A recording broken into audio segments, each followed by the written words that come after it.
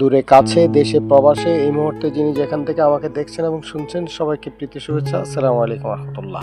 আমি আছি নোয়াখালী সদর উপজেলার 7 নম্বর ধর্মপুর ইউনিয়ন অন্তর্গত 3 নম্বর ওয়ার্ড। আপনারা দেখছেন যে আমার পিছনে একটি যে মাঠের অংশ যেটা ভিজে আছে, এই যে পাশে আছে হলো এটি মেরিট প্লাস একাডেমি। এই মেরিট প্লাস একাডেমি যে মাঠটাতে এই যে আজকে চতুর্থতম ম্যাচ, আজকে 4 দিন একটি টুর্নামেন্ট চলছে, শর্ট নাইট মিডিবার টুর্নামেন্ট। এই যে পাশে যে মাঠটা দেখছেন এটার সাথে এইখানে লেভেল ঠিক নেই, যার কারণে আমি আপনার কাছে একটু আবদার করব যে এই মাঠটা যদি একটা স্কুলের বা কোনো ব্যক্তি মালিকানা দিন, কিন্তু এখানে এলাকার ছেলেমেয়েরা খেলাধুলা করে, প্রায় সময় খেলাধুলা করে, কিন্তু তারা আসলে কি বলবো, ক্রিকেট বলেন ফুটবল বলেন, আর বর্ষার সময় তো এখানে একটু এলোমেলো হবেই।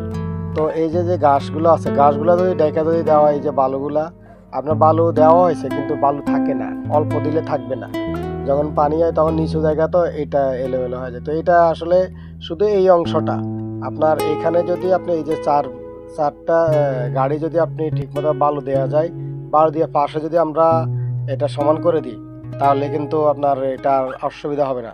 যদি কম দিই তাহলে অসুবিধা হবে। আপনার কাছে আমি আবদার করব যে 4 গাড়ি মাটি আপনারা যদি কোনোভাবে ব্যবস্থা করে দিতে পারেন, যে 4 জনে দেন, তাহলে কিন্তু এই জায়গাটা একবারে ফিল আপ হয়ে যাবে। এই যে যেমন মনে করেন যে এই যে জায়গাটা এখন নিচু অবস্থায় আছে, এই জায়গাটা এই যে পাশে যে একটু উঁচা, আবার এই পাশে উঁচা, এই চারদিকে উঁচা, কিন্তু মাঝের জায়গাটা একটু ডাউন আর কি। তো এখানকার ছেলেপেলেরা আপনার পিটি করে, এইখানে যদি আপনার ময়লার মধ্যে আপনার বাচ্চা যদি পড়ে, হয়তো বলবেন এটা প্রাইভেট প্রতিষ্ঠান, আমি কেন করবো। হ্যাঁ ভাই, এই যে এই জায়গাটা আপনি এখন একটু দায়িত্ব নেন, আমাদের ছেলেপেলেরা এখানে খেলে এই জন্য। তো 4 জনে, আমি 4 জনের কাছে বলতেছি, আশা করি আপনারা আমাকে হতাশ করবেন না। আমি তাদের জন্য চাচ্ছি না, কোনো স্কুলের জন্য চাচ্ছি না। স্কুলের বাচ্চারা এখানে আসবে, আপনার বাচ্চা আসবে, অন্যদের বাচ্চা আসবে, সুবিধা নিবে এবং এখানে খেলবে, ক্রিকেট ব্যাডমিন্টন ফুটবল সব কিছু খেলে।